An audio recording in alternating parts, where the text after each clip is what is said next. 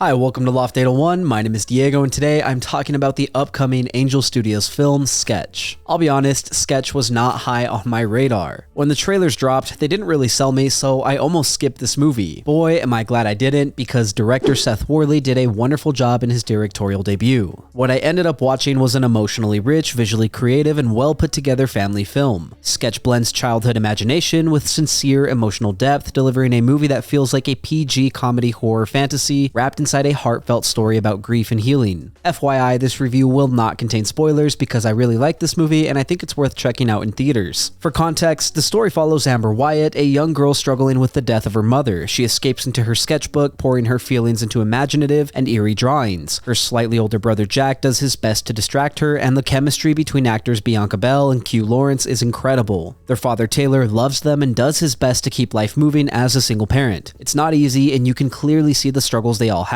Taylor, played by Tony Hale, also has amazing chemistry with the cast. I'm not kidding, the trio genuinely look and feel like a family. This movie has great pacing and gives the characters time to breathe. It doesn't rush into action. It establishes the family dynamic and makes you sympathize with each character so that when the action does kick off, the stakes feel personal and earned. To give some additional context on the plot, there's a mysterious magical pond near the family's home. Amber's sketchbook ends up in the pond and her drawings take on life, personality, and chaos. From here, the kids are separated from their father as they try to stop the creations, and Taylor sets out to find and save them. I think what makes this movie so good is that it walks a tight line between fantasy adventure, horror, and emotional realism. It can be funny, lightly eerie, and whimsical, but it never loses sight of its emotional core. The central message of this movie is one of its greatest strengths. It's okay to feel things. When we bottle up our emotions, they can manifest in destructive ways. I appreciate that the message was communicated clearly and not preachily. The characters in this film are vulnerable and realistic in a sincere way. Parents, even when they're doing their best, sometimes need healing too. I mentioned that this movie can be funny, and I genuinely think it has some good humorous moments. For example, if your kid came home one day from school with a drawing of someone bleeding out, you might think that they're a serial killer and that it's all your fault. It would be concerning, but the notion that they're a serial killer is outlandish and funny. Kids are naturally strange. Now, while the humor is largely great, I do recognize that there are some funny moments that do feel forced. Kaylin Cox plays Bowman Lynch, one of the kids' classmates. He's an abrasive, obnoxious kid who cracks a joke every second he's on screen. A lot of the time, the humor lands, but sometimes in emotional moments, the humor feels out of place. I initially didn't like this character, but by the end of the film, he kind of grew on me. To be fair, at the end of the day, this is a family movie, largely with children in mind, and I'm pretty confident most kids will like it, so don't let some overdone humor stop you from seeing this with your kids. Visually, I was really impressed with this movie. Cinematographer Megan Stacy and the production crew did a wonderful job capturing a grounded family drama with bright, handcrafted, and surreal visuals. In some ways, this movie feels like a mix of bedtime stories, Inside Out, and Jurassic Park. The VFX are incredible. Each monster design looks amazing. Whether it's Dave, Eiders, or even Slenderman Enderman looking creatures, they all looked great. They were cute, goofy, eerie, spooky, and most of all, surreal. I love that they were made of crayons, markers, glitter, and all sorts of art supplies. They each looked unique, and I was impressed with how they never looked out of place in this movie. The score and soundtrack were also fantastic. They're connected to the emotional rhythm of the story, enhancing everything from lighthearted whimsy to the darker, heavier moments of grief, and even the slightly eerie horror scenes. The music swells with the emotions, and there are some great mic drops that add some let's kick some butt energy. I have no complaints about the soundtrack, and I'm bummed that I have to wait until August 8th to see the full list. I promise you, I will go back and find some of these mic drops because I genuinely had fun with the music.